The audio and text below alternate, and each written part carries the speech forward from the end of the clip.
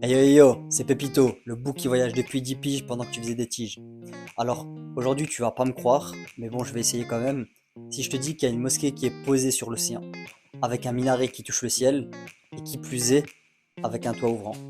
Tu vas me dire arrête, reste si je vais t'expliquer tout ça. Alors, avant de commencer, on l'a dit, on l'a redit et on l'a redit, abonne-toi, like, commente. Toi ça te prend 30 secondes, moi ça m'aide. Merci. Avant de commencer, il y a un petit fun fact. Il faut savoir que la mosquée Hassan II, c'est pas la première mosquée Hassan II. En tout cas, c'est pas la première qui se nomme Hassan II. La première mosquée Hassan II, en fait, elle est à Libreville, au Gabon. En fait, elle a été faite pour les relations amicales qu'il y a entre le Gabon et le Maroc pour le roi Hassan II. Donc la première mosquée Hassan II est à Libreville. Alors littéralement, il y a une mosquée qui est posée sur l'eau. La mosquée qui est posée sur l'eau, c'est la mosquée Hassan II, comme vous le savez très bien. La construction de la mosquée en fait Hassan II a dû récupérer 15 hectares sur l'océan Atlantique. Ouais, t'as bien entendu, 15 hectares sur l'océan Atlantique. C'est ça qui est dingue. C'est-à-dire que les fondations, enfin en tout cas, partie des fondations qui ont été mises pour la construction sont sur l'eau. C'est dingue, ouais, je sais. Le feu roi Hassan II avait deux volontés pour cette mosquée. La première, c'était de mélanger tous les éléments, ou en tout cas d'intégrer les éléments de vie, l'eau, la terre, le feu, l'air, dans cette mosquée. Et il l'a vraiment bien fait.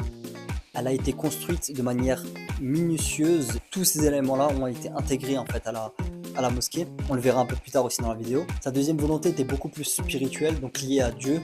Et donc en fait, il y a un verset dans le Coran de la sourate 11, verset 7, qui dit que le trône de Dieu est sur l'eau.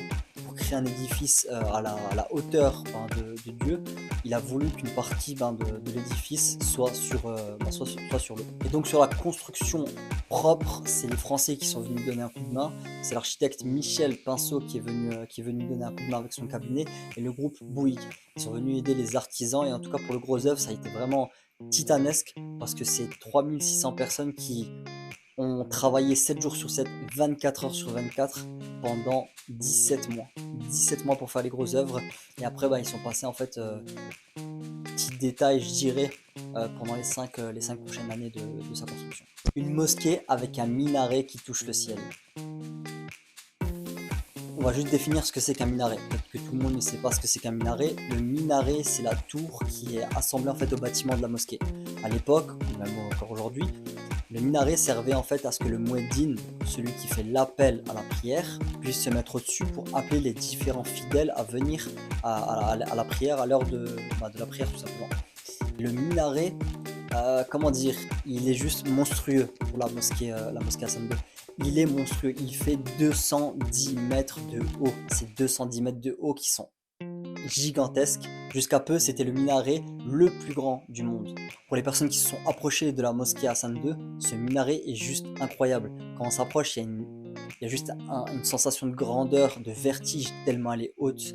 Les quatre côtés du minaret sont entièrement remplis de mosaïques, du savoir-faire marocain, en tout cas de mosaïques vertes. Tout en haut du minaret, à la pointe du minaret, il y a un laser en fait qui pointe en direction d'un mec. Quand on le sait pas et qu'on le voit pour la première fois, on se demande qu'est-ce que c'est que ce truc. En fait, c'est le laser qui pointe en direction de la Mecque pour donner la direction de la prière. Donc ce laser est tellement puissant, ce faisceau lumineux est tellement puissant qu'il va jusqu'à 30 km de distance. Oui, 30 km. C'est juste un minaret juste magnifique. L'heure est venue de parler de la mosquée décapotable. Bon, j'abuse un petit peu. Décapotable, on va peut-être pas abuser, on va garder du respect, mais c'est un petit peu pour rire. La mosquée Hassan II a littéralement un toit ouvrant. Elle a un toit ouvrant, le poids est approximativement de 1100 tonnes, et en fait le toit s'ouvre en 5 minutes. Vous imaginez, je répète, 1100 tonnes qui s'ouvrent en 5 minutes. C'est juste énorme. Le toit en fait est juste magnifique. En tout cas, on voit bien que à travers ce toit ouvrant de la mosquée, le feu roi, Sa Majesté Hassan II, a véritablement voulu fusionner tous ces éléments. Les éléments qu'on est en train de dire, donc du feu, de la terre, de l'eau et de l'air. On voit bien qu'il a posé une partie de la mosquée sur l'eau, une partie de la mosquée sur la terre. Le toit s'ouvre laisse entrer l'air. Et pour les personnes, et pour les rares personnes qui ont pu voir en tout cas le toit s'ouvrir, c'est juste magnifique. Je dis pour les rares personnes parce que le toit ne s'ouvre pas tout le temps. On assiste en fait à l'ouverture du toit de la mosquée, c'est incroyable. On a tout le courant marin, l'air qui vient de l'océan qui rentre, qui donne de la fraîcheur à l'intérieur de la mosquée. On a tous les oiseaux, les mouettes qui rentrent et qui créent une fusion qui créent une harmonie en fait avec l'ensemble du lieu spirituel. C'est juste incroyable et franchement juste pour ça, chapeau, vraiment chapeau.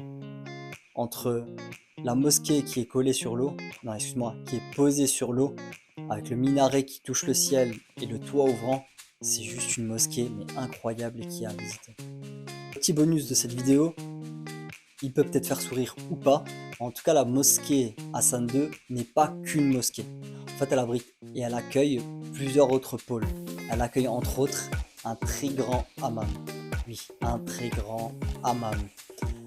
Au sous-sol de la mosquée, en fait, on a un hammam public qui n'est pas forcément cher, qui est accessible à tous les citoyens marocains. Ce hammam est juste somptueux. Il y a l'image de l'extérieur de la mosquée et de l'intérieur, avec des mosaïques, fait avec des finitions juste incroyables. C'est une expérience plus que juste venir se laver dans un hammam. C'est juste magnifique.